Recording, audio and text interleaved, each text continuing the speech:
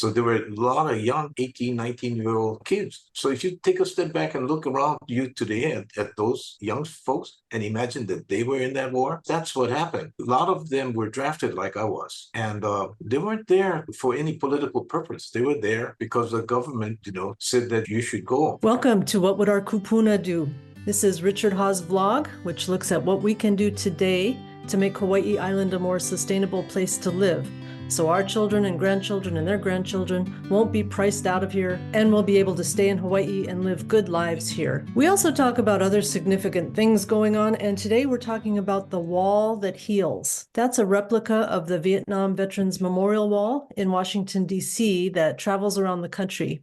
It's a 3/4 scale wall, so smaller than the original, but it has all 58,281 names of service members killed during the Vietnam War. It was in Hilo this past week, and it was quite an experience to see it. I know you visited the wall, Richard. Have you seen the original one, the Vietnam Veterans Memorial Wall in Washington, D.C.? I have not, no. What was your first impression of seeing this one at Bayfront here in Hilo? Well, my first impression was just walking in and looking at the various things that they had on the side to get your attention, what this was all about. And the first thing they did was they gave me a lei, which shocked me. They said, "Oh, you're a Vietnam veteran." So that was totally unexpected. But nevertheless, when I started to look around and I said, "Oh, June, look, this is where I was in Vietnam." And there was the map. And, I had put this out of my mind for how many years?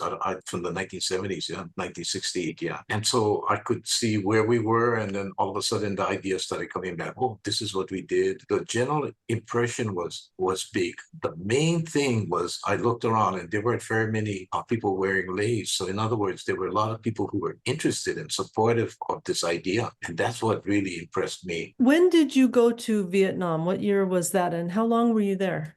Between 1967 and 1968. 1968 was a big Tet offensive. And I spent 6 months in the field with the infantry and 6 months in the base camp. I saw that 1968 was the deadliest year. And on one day in 1968, according to this exhibit at the traveling wall, there were 246 casualties just in one day. That was a heavy year. Yeah. So essentially what happened was previous to this, it wasn't the NVA, the organized fighters for North Vietnam. It was just the villagers and those kinds of things. But when the Tet offensive started, they attacked most of the fire bases. So you might have an outpost way out in the field, and they were attacking those fire bases all over the country. So you were there for that? Yeah, but I was out in the field. I was attached to the infantry company. So we spent a lot of time walking around in the field, just 100 of us out in the middle of nowhere. Oh, I see. Yeah. So when that happened, we were out in the field and we were looking up at the fire base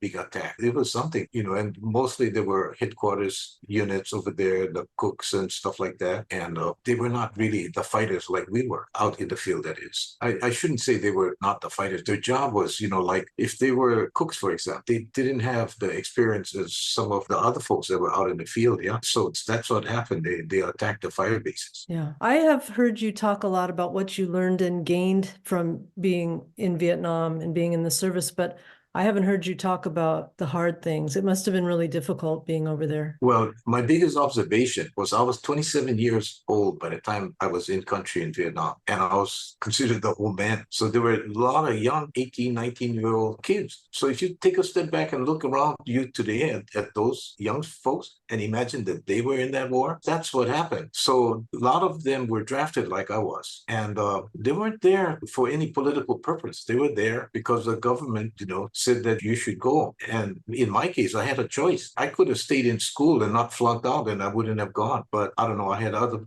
priorities: drinking beer, socializing, flunk out of school, get drafted. And then I found myself in Vietnam. But what happened during that period of time, there was a 7-year period when I got drafted, went to Vietnam, and then came back to University of Hawaii and got a degree in accounting. In that 7-year period, it changed my whole life.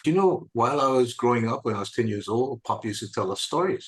Not no can make the best of the situation and plan in advance, all the different things. And so when I got drafted, I said, okay, well, here they are asking me all these questions to fill out a form. And I started thinking, gee, I wouldn't mind being an officer, trying to make the best of the situation. So I answered the questions, imagining there was somebody on the other side thinking, holy, this person would make a good officer. Then they asked me if I wanted to become an officer. And I said, yeah. And then I found myself in basic training. And I was a squad leader in the basic training. A squad leader had their own rooms, maybe 3 of us, whereas the rest of the trainees were out, in a big room. Then they told us, okay, we can go and visit the officers club just to see what the officer's life was like. Of course, I had no idea what an officer's life was like. So when we went up there, the thing that got my attention was this. The officers had rolled toilet paper and us draftees had square toilet paper. I said, I gotta be an officer.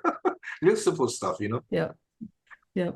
I mean, that must have been a very different experience being an officer. How did that impact your time there? Well, as you go through officers candidate school, then you get put into a position of second lieutenant, brand new officer. You're just a rookie, don't know what's going on, just trying to feel your way around. Then you get to be 1 year later, you're a first lieutenant. And then next you find yourself in Vietnam. Boy, that gets really serious because you're starting to be responsible for people's lives. And that responsibility is just direct, there's no fooling around. It's just the way it is. So that impacted me really heavily. The biggest thing I took out of Vietnam, coming away from Vietnam, was this. We all come back or nobody comes back. That's what the unwritten rule was. Everybody felt that way. Like there were 100 of us in an infantry company out in the middle of the jungle. I don't care who you are, what color you are, where you came from, that doesn't matter. What matters is taking care of each other. And I kept it the rest of my life. We all come back or nobody comes back. Everybody help each other, put it that way. Where does that come from? Does it come from the intense experience of being there, or is it something that they stress in the service? No, that came from being there, the circumstances. You can talk all kinds of stuff about, whatever all you want to do during the day when everything's fine. But when push comes to shove, everybody knew that was the unwritten rule. We got to help each other out. We all come back or nobody comes back. And that's just how it was. Are there other ways that serving in Vietnam changed you and changed your life? I saw what happened in Vietnam was this. It's just reality, this truth. You can't lie your way out of this. Bullet hit you in the head. You can't,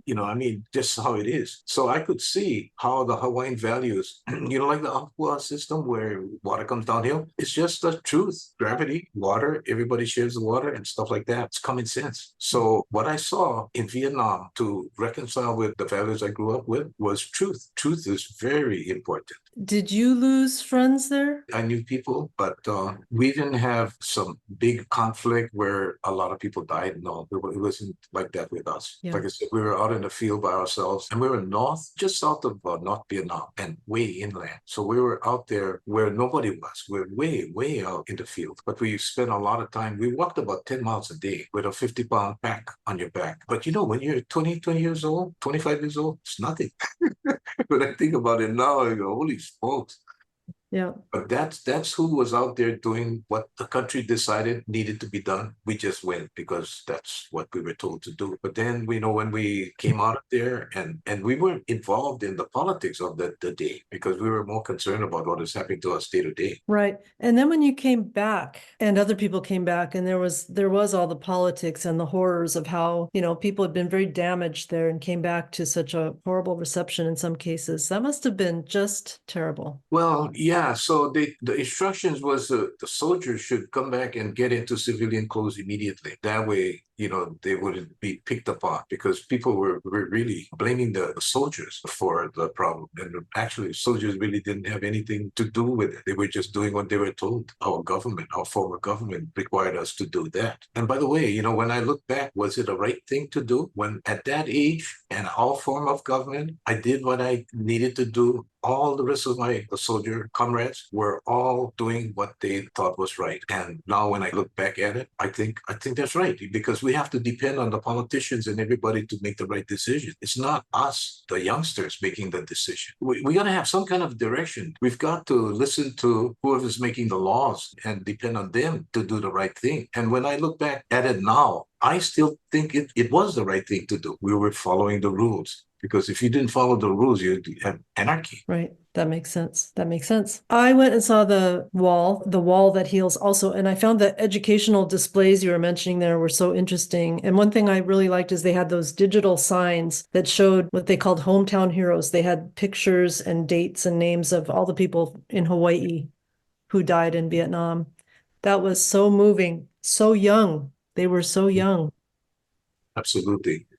Yeah, that hit me pretty hard. It's yeah. I gotta give those folks that put that together a lot of credit, and especially the folks that came just to show support. It was incredible. Yeah, it really was. I like that it also memorialized people who were in Vietnam, returned, but later died because of having been there, whether of Agent Orange or the Yes. results of PTSD. That was great that those people were remembered because, I think sometimes they're not Yes. talked Absolutely. about. My whole Vietnam experience, I pulled away from.